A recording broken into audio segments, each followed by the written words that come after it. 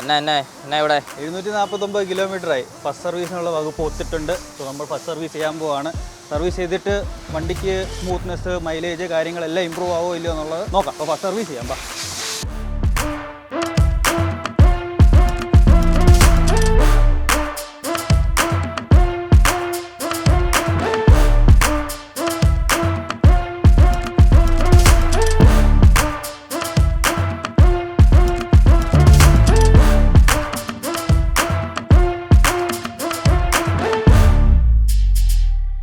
Front sprocket ഉണ്ടോ ഇതിൻ്റെ? റോണിൻ്റെ കൂട്ടല്ല, കവറൊന്നുമില്ല, അതുകൊണ്ട് ഈസി ആയിട്ട് കവർ ഉണ്ടായിരുന്നു ഇപ്പോൾ അഴിച്ചതാ.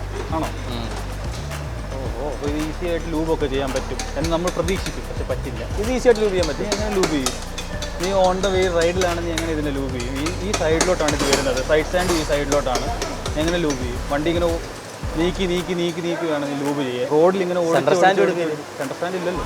ഞാൻ പാഡോഗും കൊണ്ട് ഇന്ന് നടക്ക് റൈഡ് പോകേണ്ടി വരും. അപ്പോൾ സെൻട്രൽ സ്റ്റാൻഡ് പിടിപ്പിക്കാനുള്ള തുളയൊക്കെ ഇതിൻ്റെ അടിയിലൊക്കെ കണ്ടുണ്ട്. വേണ്ട ഇതൊന്ന് ഇതേലും അപ്പുറത്തേലൂടെ വേണം നിൽക്കുമായിരിക്കും. Centre stand പിടിപ്പിക്കാം.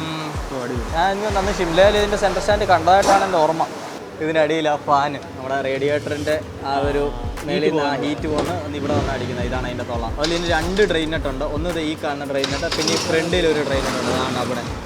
ഇത് തുറന്നിട്ടൊരു 30 സെക്കൻഡ് കഴിഞ്ഞിട്ടാണ് ഇത് തുറക്കുന്നതെന്നാണ് പറഞ്ഞത്. അങ്ങനെ 2 എണ്ണം കൂടെ തുറന്നിട്ടാണ് ഇതിൻ്റെ കംപ്ലീറ്റ് ഓയിൽ ഡ്രെയിൻ ചെയ്യുന്നത്. ഓരോരോ ടെക്നോളജികളെ കൊള്ളാം.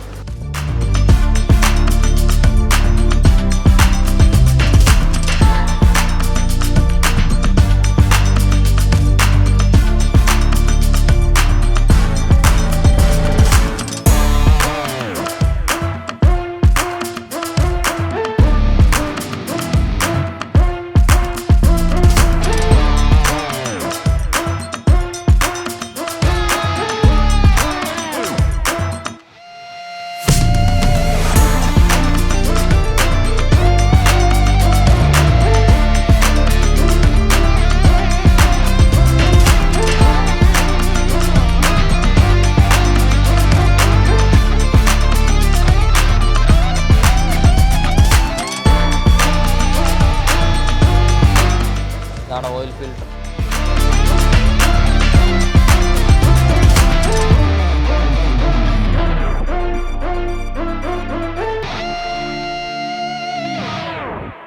ആർട്ടിസിന് സ്പെസിഫിക് ആയിട്ടുള്ള ഓയിലാണ്. 5W40 fully synthetic FULLY. ആർട്ടിസിൻ്റെ പടമൊക്കെ ഉണ്ടല്ലോ. ആർട്ടിസിൻ്റെ പടം വരും. ട്രൂ ഫോർ എക്സ്പെഡിഷനാണ് കേട്ടോ ഇത്. റോഡിനകത്ത് ഒഴിക്കുന്നതല്ല, വ്യത്യാസമുണ്ട്. Ultra smooth biking, fuel efficient, 40 engine. എത്ര രൂപ? ഓയിലിൻ്റെ വില വരുന്നത് 1798 രൂപ 1.5 ലിറ്ററിന്. നമ്മളിനി അഴിച്ച ഐറ്റം എല്ലാം തിരിച്ച് ഫിറ്റ് ചെയ്യണം. അപ്പോൾ ടോർക്ക് റഞ്ച് യൂസ് ചെയ്തിട്ടാണ് ഇതെല്ലാം ടൈറ്റ് ചെയ്യുന്നത്. ഈ ഓയിൽ ഫിൽട്ടർ അങ്ങനത്തെ അതിൻ്റെ സ്റ്റെയിനറിനെല്ലാം വരുന്നത് 10 Nm ടോർക്കിലാണ് ടൈറ്റ് ചെയ്യേണ്ടത്. അപ്പോൾ അതിപ്പോൾ സെറ്റ് ചെയ്തിരിക്കുക ടോർക്ക് റഞ്ചിൽ. ഇതൊക്കെ ഇമ്പോർട്ടൻ്റ് ആയിട്ട് നോക്കണതാണ്. അല്ലെന്നുണ്ടെങ്കിൽ ഓയിൽ ലീക്കോ അല്ലെന്നുണ്ടെങ്കിൽ ആ സ്ക്രൂ ഡാമേജ് ആവാനും ഒക്കെ ചാൻസസ് വളരെ കൂടുതലാണ്.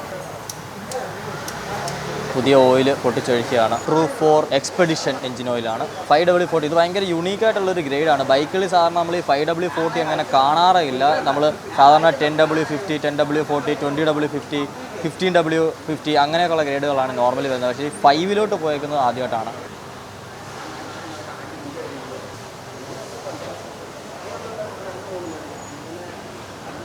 ഇനി വണ്ടി കുറേ കൂടെ സ്മൂത്താവും. സ്മൂത്തായിരുന്നു, കുറച്ചുകൂടെ സ്മൂത്താണെന്ന് പ്രതീക്ഷിക്കുന്നല്ലേ? അതെ, പ്രതീക്ഷിക്കുന്നു. നോക്കാം. ഇവിടെ നമുക്ക് ഓയിൽ പിന്നെ ഉണ്ടല്ലേ. ഓക്കെ,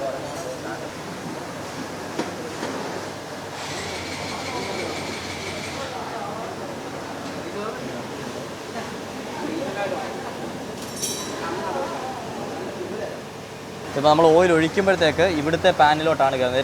രണ്ട് കമ്പാർട്ട്മെൻറ്റായിട്ടാണ് വരുന്നത്, 2 ചേമ്പറായിട്ടാണ് വരുന്നത്. അപ്പം ആദ്യം ഒഴിക്കുമ്പോൾ ഈ ചേമ്പർ കഴിയുമ്പോഴാണ് ഇപ്പോൾ 1 ലിറ്റർ ഒഴിച്ചപ്പോൾ തന്നെ നമുക്ക് ഇത് കണ്ടില്ല, ഫുള്ളായിട്ടാണ് കാണിക്കുന്നത്. ഇപ്പോൾ ഇത് വണ്ടി സ്റ്റാർട്ട് ആക്കുമ്പോഴാണ് ഈ ചേമ്പറിൽ നിന്ന് ഇത് അടുത്ത ചേമ്പറിലോട്ട് പോയിട്ട് കറക്റ്റ് ഓയിൽ ലെവൽ വരുന്നത്. ഓക്കെ,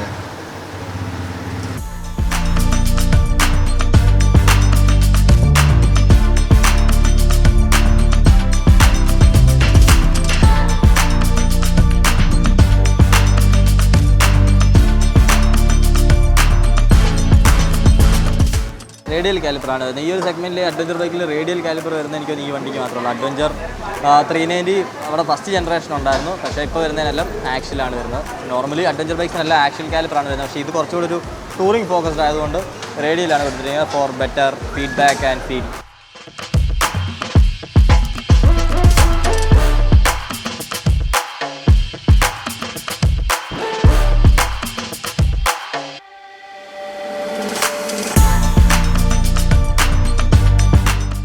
കണ്ടില്ല നമ്മുടെ 4 പോർട്ട് കാലിപ്പറാണ് നിൽക്കുന്നത്. ഈ സൈഡിൽ 2 പിസ്റ്റൺ നിങ്ങൾക്ക് കാണാം. അതുപോലെ തന്നെ അകത്ത് ഈ സൈഡിൽ 2 പിസ്റ്റൺ ഉണ്ട്. സോ 4 പിസ്റ്റൺ അല്ലെങ്കിൽ 4 പോർട്ട് വരുന്നതുകൊണ്ടാണ് 4 പോർട്ട് റേഡിയൽ കാലിപ്പർ എന്ന് പറയുന്നത്. സോ സ്ട്രോങ് ആയിട്ടുള്ള ബൈറ്റിനും സ്റ്റോപ്പിംഗ് പവറിനും ഒക്കെ ഇങ്ങനത്തെ ഒരു സിസ്റ്റമാണ് ഏറ്റവും ബെസ്റ്റ്. സോ നിങ്ങൾക്ക് റോഡിൽ മാക്സിമം ആ ഒരു ബ്രേക്കിംഗ് ഫോഴ്സ് കിട്ടും. പക്ഷേ ഓഫ് റോഡ് ഇറങ്ങുമ്പോഴത്തേക്ക് ഇത്രയും ഒരു പവർഫുൾ നമുക്ക് ആവശ്യമില്ല. അതിൽ ഫ്ലോട്ടിങ് തന്നെ ധാരാളമാണ്. അതുകൊണ്ടാണ് മിക്ക അഡ്വഞ്ചർ ബൈക്കുകൾക്കും ബിഗർ കപ്പാസിറ്റി ആണെങ്കിൽ കൂടിയും അതിൽ നമുക്ക് ഫ്ലോട്ടിംഗ് ടൈപ്പ് അല്ലെങ്കിൽ ആക്ച്വൽ ടൈപ്പ് കാലിപ്പേഴ്സ് കാണാൻ പറ്റുന്നത്. കുറച്ച് തീർക്കാൻ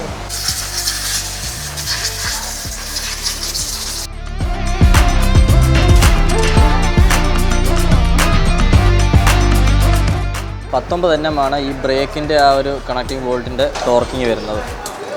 ബാക്ക് ബ്രേക്ക് അധികം അങ്ങനെ യൂസ് ചെയ്തിട്ടില്ല, അതുകൊണ്ട് അഴിച്ച് ക്ലീൻ ചെയ്യേണ്ടെന്ന് ഞങ്ങൾ പറഞ്ഞു. ജസ്റ്റ് ബ്രേക്ക് ക്ലീനർ അടിച്ച് വിടേണ്ട ആവശ്യമുണ്ടായിരുന്നുള്ളൂ. ഭയങ്കര ലിമിറ്റഡായിട്ട് ബാക്ക് ബ്രേക്ക് യൂസ് ചെയ്തിട്ടുള്ളൂ.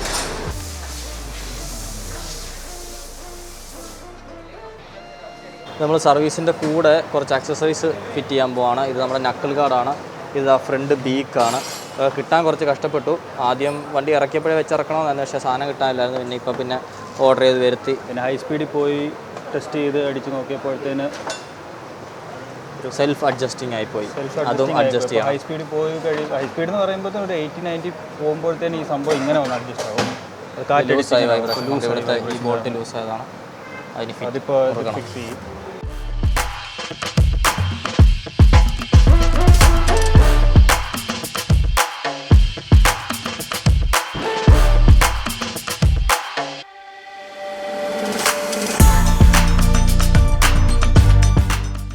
ലുക്കായി ബീക്ക് വന്നു, ഹാൻഡ് വന്നു. കുറച്ചുകൂടെ എന്തായാലും ഫ്രണ്ടിൽ നിന്നുള്ള ഒരു മാസ് അപ്പിയറൻസ് കൂടും വണ്ടിയുടെ.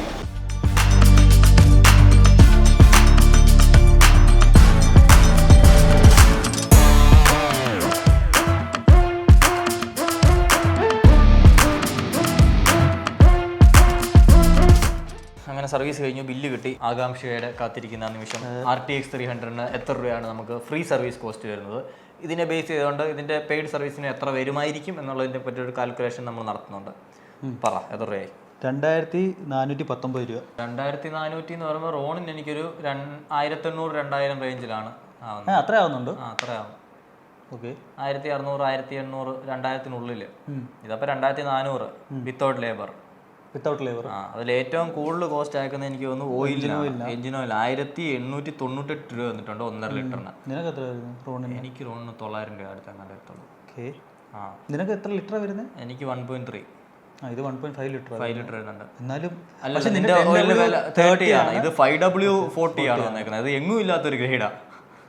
പിന്നല്ലാണ്ട് 5W-ലൊന്നും ഏത് ബൈക്കിനാ പോകുന്നത്? 5W ബൈക്കിനെല്ലാം 10, 15, 20 എന്നൊക്കെയാണ് വിന്റർ വാല്യൂ തുടങ്ങുന്നത്. ഇത് 5 ഒക്കെ കാറിന്റെ ഗ്രേഡ് ഒക്കെ കൊടുത്തേക്കുന്നത്. എടുത്തവരൊക്കെ പെട്ടല്ലോ. അപ്പൊ അവൈലബിൾ ആണ്. ഇത് TVS നിങ്ങൾ മേജർ ഡീലർഷിപ്പിൽ നിന്നാണെന്നുണ്ടെങ്കിൽ അവിടെ ഓയിൽ അവൈലബിൾ ആയിരിക്കും. നിങ്ങൾ സബ് ഡീലറിൽ പോയിട്ട് ഈ ഓയിൽ ചോദിച്ചാൽ കിട്ടാൻ ചാൻസ് കുറവായിരിക്കും. കാരണം ഒന്നാമത് എക്സ്പെൻസീവ് ആയിട്ടുള്ള ഒരു ഓയിലാണ്. സബ് ഡീലേഴ്സ് അങ്ങനെ അധികം എടുത്ത് വെക്കില്ല. പിന്നെ RTX പ്രീമിയം ഡീലർഷിപ്സിലാണ് സർവീസ്. പക്ഷേ ഇനിയിപ്പം ബൈ ദ ചാൻസ് ആൾക്ക് ട്രൈ ഔട്ട് ചെയ്യണം പുറമേ ഉള്ള ഓയിൽസ് കിട്ടാൻ ഇച്ചിരി പാട് വിടും. കാരണം ആ ഗ്രേഡിൽ വേറെ ഓയില്ല. അല്ലെങ്കിൽ 5 സ്കിപ്പ് ചെയ്തിട്ട് 10 തുടങ്ങണം. അത് സീനില്ല. എനിക്കറിഞ്ഞൂടാ, ഒഴിച്ചിട്ട് പിന്നെ എന്തെങ്കിലും പറ്റി എന്നൊന്നും പറയല്ലേ. അത് നമുക്ക് വാറണ്ടി ഒക്കെ കഴിഞ്ഞിട്ട് വേണം പരീക്ഷിക്കാം. അങ്ങനെയാണ് ഓയിലിന്റെ ഇത് വന്നേക്കുന്നത്. ഓയിലാണ് ഏറ്റവും വില കൂടി എടുക്കുന്നത്. പിന്നെ എനിക്ക് പ്രീമിയം ആയിട്ടുള്ള മറ്റേ RTR RR 320 ഇതേ വിലയാണോ വരുന്നത്? ഓൾമോസ്റ്റ് ഈ ഒരു വിലയൊക്കെ തന്നെയാണ് അതിൻ്റെ ഓയിലിനും. അത് അറിയാവുന്നവരുണ്ട്, ഒന്ന് കമന്റ് ചെയ്യാം, ഓണേഴ്സിന് കമന്റ് ചെയ്യാമല്ലോ. അതിനിപ്പോൾ എന്താ, ബാക്കിയെല്ലാം ചില്ലറയാണ്. 89 രൂപ, 129, 3 രൂപ, 5 രൂപ. പിന്നെ കൺസ്യൂമേഴ്സിന് ഒരു 300 രൂപ അടുത്ത് വരുന്നുണ്ട്. ഇത് ഡിപ്പെൻസ്ഡ് ആണ്. ഇത് ഡീലറാണ് തീരുമാനിക്കുന്ന കൺസ്യൂമേഴ്സിന് എത്ര വാങ്ങിക്കണം എന്നുള്ളത്. വാഷിങ്, ലൂബിങ്, പോളിഷിങ് പോലെയുള്ള ഐറ്റംസിന്റെ ആണ് ഈ കൺസ്യൂമേഴ്സ് എന്ന് പറയുന്നത്. കാരണം 800 കിലോമീറ്റർ ആയപ്പോഴത്തേന് ചെയിൻ ലൂബും കാര്യങ്ങളും. ചെയിൻ അതെന്തായാലും സർവീസ് നമ്മൾ ചെയിൻ ക്ലീൻ ചെയ്ത് ലൂബ് ചെയ്യുന്നുണ്ട്. അപ്പോൾ അതിൻ്റെയൊക്കെ പ്രൈസാണിത്. ഇതിപ്പം ചില 500 വാങ്ങിക്കുന്ന ഡീലർഷിപ്സ് ഉണ്ട്, 200 വാങ്ങിക്കുന്ന ഡീലർഷിപ്സ് ഉണ്ട്, 250 വാങ്ങിക്കുന്ന ഡീലർഷിപ്സ് ഉണ്ട്, 300. അത് അവരെ ഡിപ്പെൻഡ് ചെയ്തിരിക്കും. സോ അതിൻ്റെ ഒരു 295 രൂപയും കൂടെ ആഡ് ചെയ്തിട്ടുണ്ട്. അങ്ങനെയാണ് 2419 രൂപ. മിക്കവാറും ഒരു പെയ്ഡ് സർവീസ് വരുമ്പോഴത്തേക്ക് ഞാൻ അസ്യൂം ചെയ്യുന്നത് ഒരു 500 to 700 റുപ്പീസ് കൂടെ ജനറൽ സർവീസിന് കൂടിയേക്കാം. 3000 രൂപ, 3200 രൂപ റേഞ്ചിലായിരിക്കും ഇതിന്റെ പെയ്ഡ് സർവീസ് വരാൻ പോകുന്നത്. ഒരു 300cc 3000 രൂപ ഓക്കെ ഐ ഗസ്. KTM വെച്ച് നോക്കുമ്പോൾ KTM ഇതുപോലെ 3000 രൂപ റേഞ്ചിൽ തന്നെയാണ് വരുന്നത്. 250 അഡ്വഞ്ചറിനൊക്കെ 3000 രൂപയൊക്കെ വരുന്നത് ഞാൻ കേട്ടിട്ടുണ്ട്. കാരണം മേജറായിട്ട് ഓയിലിന്റെ ആണ് ഇപ്പൊ ഇതിലുള്ളതിൽ ഏറ്റവും വില വന്നത്. നമുക്ക് ഓയിലാണ് അറിയാം ബ്രേക്ക് പാർട്സിന് ഇനി എത്ര ആവും, ചെയിൻ ആൻഡ് സ്പ്രോക്കറ്റ് സെറ്റ് മുന്നോട്ട് സംഭവമുണ്ട്. ബാക്കി എല്ലാ വണ്ടികളുടെ എനിക്ക് തോന്നുന്നു 6000 ഓയിൽ മാറേണ്ടെങ്കിൽ ഇതിന് 8000 വരുന്നുണ്ട്. അങ്ങനെ നോക്കുമ്പോൾ ഈ ഒരു ഓയിലിന്റെ പ്രൈസ് വർത്ത് പോലെ തോന്നാം. കാരണം അറിയത്തില്ല 8000 വരെ ആ ഓയിൽ എങ്ങനെ പെർഫോം ചെയ്യുന്നുള്ളത്. ട്രയംഫ് 12000 പറയുന്നുണ്ട്, പക്ഷേ ആ ഓയിൽ 12000 വരെ ഒന്നും നിൽക്കുമെന്ന് എനിക്ക് തോന്നുന്നില്ല. അതുപോലെ ഒരിക്കുന്ന മറ്റേ പ്രോലൂബ് ചാത്തൻ സാധനമാണ്. 16,000 ആണ് ട്രയംഫ് പറയുന്നത്. ഇത് 8000 ആണ്. ഇനി next service interval 8000 to 8500 kilometres ആണ്. അതപ്പോൾ നല്ലൊരു സർവീസ് റേഞ്ച് ആണ്. ആക്ച്വലി നിങ്ങൾക്ക് ടൂർ ചെയ്യുന്ന ആളുകൾക്ക് അത് ഒത്തിരി ഓടുന്ന ആളുകൾക്ക് അത് നല്ലൊരു ഇന്റർവെൽ എന്ന് വേണമെങ്കിൽ ഉണ്ടെങ്കിൽ പറയാം. സോ നോക്കാം ഈ എഞ്ചിൻ ഓയിൽ എന്തോരം നിൽക്കും എന്നുള്ളത്. ഈ എഞ്ചിനെ പറ്റി അവർ എക്സ്പ്ലെയിൻ ചെയ്തപ്പോൾ പറഞ്ഞാണ് ഇത് കുറെ ഇങ്ങനത്തെ എഞ്ചിൻ ഓയിൽ അധികം പെട്ടെന്ന് ഇത് മോശമാവത്തില്ല, നല്ല എഫിഷ്യന്റ് ആയിട്ട് ഓടും. റേഞ്ച് രണ്ടറ്റെന്ന് വെച്ചാൽ കുറച്ചുകൂടി കൂടുതലാണ് നോർമൽ 10W30 കാട്ടിലും. നോക്കാം എങ്ങനെ ഉണ്ടാകും പെർഫോമൻസ് എന്നുള്ളത്. അതുപോലെ തന്നെ വണ്ടിയുടെ പെർഫോമൻസിൽ എന്തെങ്കിലും ചേഞ്ച് ഉണ്ടോ എന്നുള്ളത് നമുക്ക് കണ്ടറിയാം. അപ്പോൾ അത്രയാണ് ബില്ലിന്റെ ഒരു എക്സ്പ്ലനേഷൻ എന്നുള്ളത്. പിന്നെ മൊത്തത്തിൽ എങ്ങനെയുണ്ടായിരുന്നു ആ സർവീസ് എക്സ്പീരിയൻസ്? ആദ്യമായിട്ട് RTX സർവീസ് ചെയ്തതിന്റെ സർവീസ് തന്നെ സ്മൂത്ത് ആയിരുന്നു. കാരണം മേജർലി നമുക്ക് കാര്യങ്ങൾ അറിയാം. സോ നമ്മൾ ഇത്രയും നാൾ ഇതിനകത്തുള്ളത് കൊണ്ട് തന്നെ ഞങ്ങൾ മാക്സിമം കാര്യങ്ങൾ നോക്കി എല്ലാം ചെയ്യിപ്പിച്ചു. എല്ലാം പ്രോപ്പറായിട്ട് ഓയിൽ മാറി ചെയ്തോ. പക്ഷെ ഒരു പ്രശ്നം ഉണ്ടായിരുന്നല്ലോ വണ്ടിക്ക്. ആ പ്രശ്നം നമ്മുടെ ഇത് ഹൈ സ്പീഡിൽ പോയി കഴിയുമ്പോഴത്തേനും മിറർ ലെഫ്റ്റ് സൈഡിലെ മിററും നമ്മുടെ ആ ലിവറും കൂടെ ഒറ്റ യൂണിറ്റ് ആയിട്ടായിരുന്നു. അപ്പോൾ ആ യൂണിറ്റ് കാറ്റ് അടിച്ചിട്ട് വൈബ്രേഷനും അടിച്ച് ലൂസായിട്ട് ഇങ്ങനെ പൊസിഷൻ ചേഞ്ച് ആയിക്കൊണ്ടിരിക്കുകയായിരുന്നു. അപ്പോൾ അത് നമ്മൾ ഫിക്സ് ചെയ്യാനായിട്ട് കൊടുത്തു. അത് മുറുക്കിയിട്ടും അത് കംപ്ലീറ്റ് ആയിട്ട് അങ്ങോട്ട് മുറുകുന്നില്ല. അതിന്റെ ആ നട്ടിനെന്തോ സീനുണ്ട്. അത് മൊത്തത്തിൽ ചെയ്ത് ഡാമേജ് ആയതല്ല, മാനുഫാക്ചറിങ് ആണ്. അപ്പം അതെന്തായാലും അവരോട് സംസാരിച്ചിട്ടുണ്ട്. അവരിപ്പോൾ എനിക്ക് അതിൻ്റെ ഇടയ്ക്ക് റബ്ബറിന്റെ ഒരു പീസൊക്കെ വെച്ചിട്ട് നമുക്ക് പറ്റുന്ന അത്രയും മുറുക്കി നമുക്ക് വലിയ പ്രശ്നമില്ലാണ്ട് ഓടിച്ചോ നടക്കാൻ പറ്റുന്ന രീതിയിലാക്കി തന്നിട്ടുണ്ട്. പിന്നെ പാർട്ട് ചെക്ക് ചെയ്യാനുണ്ട്. പാർട്ട് ഇപ്പം റെഡി അവൈലബിൾ അല്ലേ? അപ്പോൾ ആ സാധനം എന്തായാലും ഓർഡർ ചെയ്തിട്ട് വരുമ്പോൾ വണ്ടിയെ ബുദ്ധിമുട്ടിയാ കിട്ടിയത്. അടിക്കും ജൂലിനടിക്കും. അപ്പോൾ അങ്ങനത്തെ ഒരു അതെനിക്ക് തോന്നുന്നു ജൂലൈ വരെ ഉള്ള ഒരു ഇഷ്യൂ കാണത്തുള്ളൂ. അത് കഴിഞ്ഞ് കുറച്ച് വണ്ടിയുടെ കാര്യം നമുക്ക് അറിഞ്ഞൂടെ അവർ മാനേജ് ചെയ്തോളൂ. പക്ഷേ പാർട്സ് എന്തായാലും അത് ഉടനെ സെറ്റപ്പ് ആക്കി തരാമെന്ന് പറഞ്ഞിട്ടുണ്ട്. ഇപ്പം ബുദ്ധിമുട്ടില്ലാത്ത രീതിക്ക് നമുക്ക് ട്രാവൽ ചെയ്യാനും വേണ്ടിയിട്ടുള്ള സെറ്റപ്പ് ആക്കിയിട്ടുണ്ട്. അതേ ഉണ്ടായിരുന്നുള്ളൂ ഒരു ബുദ്ധിമുട്ട് ഫീൽ ചെയ്തത്. ബാക്കിയൊക്കെ തന്നെ സ്മൂത്ത് ആയിരുന്നു. അപ്പോൾ എന്തായാലും സർവീസ് ചെയ്ത് ആരെങ്കിലും ഉണ്ടെങ്കിൽ നിങ്ങളുടെ ഫീഡ്ബാക്ക് എന്താണെന്നുള്ളത് കമന്റ് ചെയ്യുക. എന്തായാലും ഇത് ഇഷ്ടംപോലെ വണ്ടി ഇറങ്ങും ഇനിയും. അപ്പോൾ ഇറങ്ങിയ ആളുകൾ എങ്ങനെയുണ്ട് നിങ്ങളുടെ ഇനിഷ്യൽ ആ ഒരു അഭിപ്രായം എന്നുള്ളത് തീർച്ചയായിട്ടും കമന്റിലൂടെ അറിയിക്കുക. ഒരുപാട് പേര് വണ്ടിക്ക് വേണ്ടി വെയിറ്റ് ചെയ്തിരിക്കുകയാണ്. ഇനിയും വെയിറ്റ് ചെയ്യേണ്ടി വരും എന്നാണ് തോന്നുന്നത്. പക്ഷേ ഇപ്പോൾ ആൾക്കാർക്ക് കിട്ടി തുടങ്ങി, കുറച്ചും കൂടെ സ്പീഡപ്പ് ആയിട്ടുണ്ട്. അപ്പോൾ ഓക്കെ, കഴിഞ്ഞു. Thank you so much for watching. Stay tune with us to know more about the RTX 300. ഇപ്പോൾ റോണിനെ എങ്ങനെയാണോ നമ്മൾ അതിൻ്റെ ആ ഒരു ലിമിറ്റ് ടെസ്റ്റ് ചെയ്യുന്നത്, അതുപോലെ തന്നെ RTXന് ടെസ്റ്റ് ചെയ്യാൻ തന്നെയാണ് ഉദ്ദേശം. പറ്റുന്ന അത്രയും സമയം കൊണ്ട് മാക്സിമം കിലോമീറ്റേഴ്സ് കവർ ചെയ്യുക. റോണി 3 വർഷം കൊണ്ട് ഇപ്പോൾ 60,000-70,000 ഓടിച്ചെങ്കിൽ RTX 1 വർഷം കൊണ്ട് 1 ലക്ഷം അടിക്കണമെന്നാണ് ഞങ്ങളുടെ ആഗ്രഹം. നടക്കില്ല എന്നുള്ളത് നമുക്ക് നോക്കാം. നിങ്ങളുടെ സപ്പോർട്ട് ഉണ്ടെങ്കിൽ ഉറപ്പായിട്ടും നടക്കും എന്നുള്ളത് കൺഫേം ആണ്. So do support us and let's see how this bike performs. അവർ പെട്രോളിന്റെ പൈസ തരുമോ? ചേർത്ത് ഗൂഗിൾ പേ സ്കാനർ ഇട്ടോട്.